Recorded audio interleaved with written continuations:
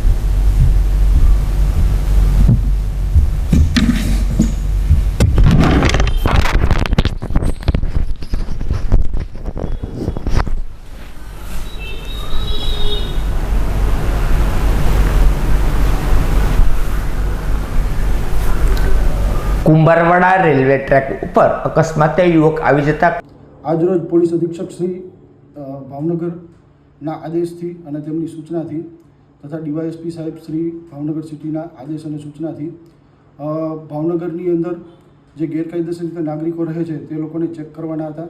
જે અનુસંધાને ભાવનગર સિટી એ division police સ્ટેશનની ટીમને સાથે રાખી અને બસ સ્ટેશન અને તેની આજુબાજુના તમામ વિસ્તારોને ચેક કરવામાં આવ્યા। ત્યાં મુસાફરી માટે આવતા જે લોકો છે તેમાં કોઈ પણ શંકાસ્પદ લોકો હોય તો તેના આઈડી પ્રૂફ માગી અને તે લોકોને ચેક કરવાની કામગીરી કરવામાં આવી છે।